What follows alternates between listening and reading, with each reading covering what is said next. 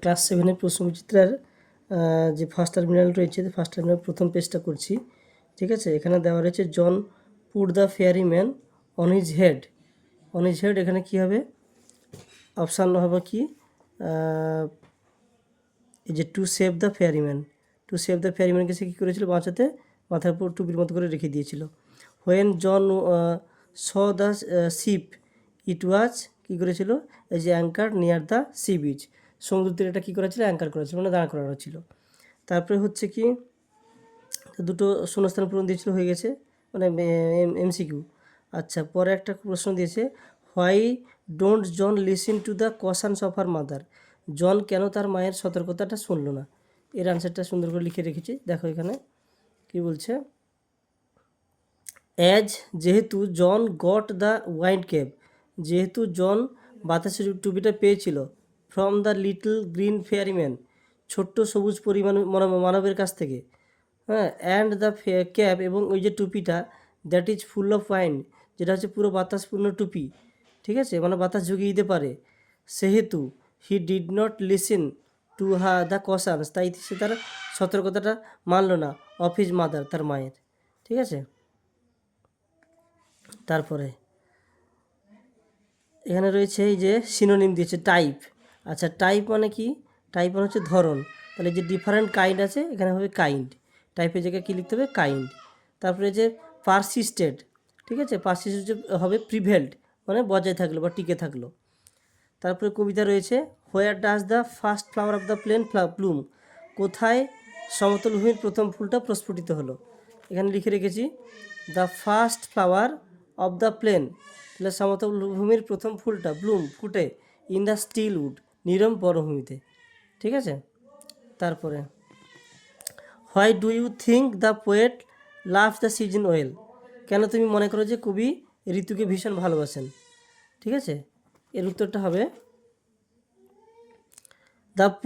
The forest glades were the greenish beauty, তাহলে forest যে গ্ল্যাডসটা কী হয়? এটা যেন একটা সবুজের সৌন্দর্যে পরিহিত হয়। বার্ড সিং, পাখিরা গান করে, সুইটলি, মধুর হবে, অ্যান্ড দ্য সিজন, এবং ঋতুটি, ইজ নট ডিস্টার্বড, এবং ঋতুটা বিঘ্নিত হয় না, বাই অ্যানি স্টর্ম, মানে কোনো ঝড়ের দ্বারা। It is a favourable time, এটা একটা খুব ভালো সময়, ফর হারভেস্টিং, মানে কি ফসল কাটার জন্য।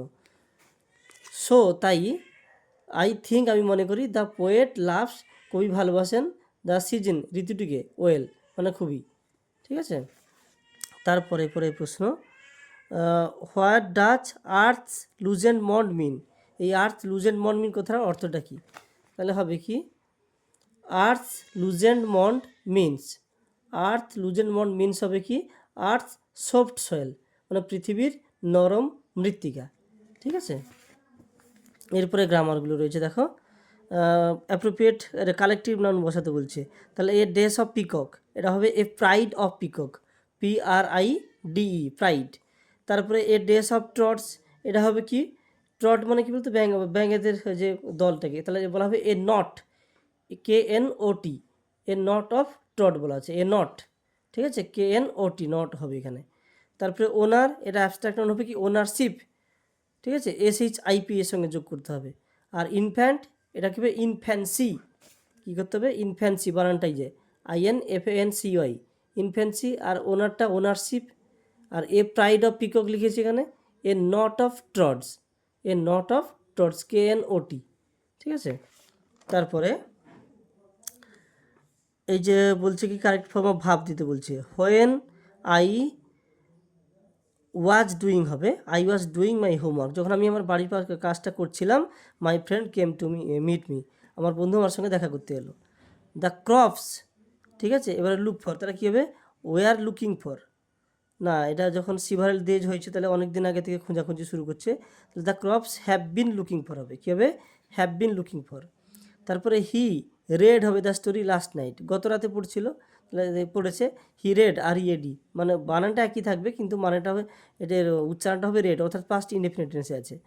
Aditi finish her homework before the she went to shop, তাহলে এটা কী হবে, অদিতি উইল হ্যাভ ফিনিশড হবে, ফিউচার পারফেক্ট টেন্সে, will have finished.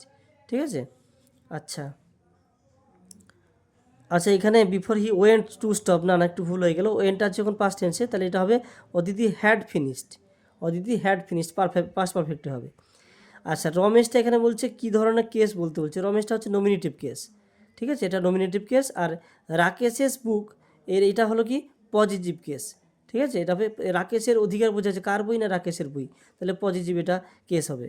It will be raining soon, এখানে সুনটাকে বলছে কী ধরনের অ্যাডভার্বিয়াল অ্যাকিউজেটিভ, এটা হচ্ছে সুনটা হচ্ছে adverbial accusative.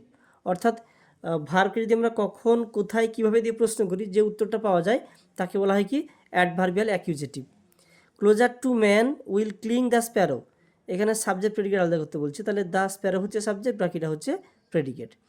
Try to use every opportunity in life, এবার বলছে ফাংশন অফ দ্য সেন্টেন্স, এটা হচ্ছে কি ইম্পারেটিভ সেন্টেন্সে আছে, ট্রাই দিয়ে ভার্ব দিয়ে শুরু হয়েছে এবং এটা অ্যাডভাইস করছে, ঠিক আছে। টুডে হি থিঙ্কস, এখানে হি হবে, today he thinks of his own interest, এখানে এটা কারেক্ট প্রোনাউন বসানো হলো হি। তারপরে they cleaned the heap of garbage, তাহলে এই আবর্জনার স্তূপটাকে পরিষ্কার করলো। They asked nobody to help them, তারা কাউকে কিন্তু সাহায্য করতে বলেনি, তার মানে কি তারা নিজে নিজে করেছে। এমফাটিক প্রোনাউন দিয়ে জয়নিং করতে বলছে, রিরাইট করতে বলছে। তাহলে they cleaned the heap of garbage themselves করতে হবে, দের তোমার যে এমফাটিক প্রোনাউনটা কী হবে দেমসেলভস, ঠিক আছে। অর্থাৎ এমফাটিক প্রোনাউনটা সবসময় অবজেক্টের পরে বসে। এই ধরনের সেন্টেন্সে সাবজেক্ট এবং অবজেক্ট আলাদা হয়, তারপরে কিন্তু এমফাটিক প্রোনাউনটা বসবে। এই দের এমফাটিক প্রোনাউন কেবে দেমসেলভস, ঠিক আছে।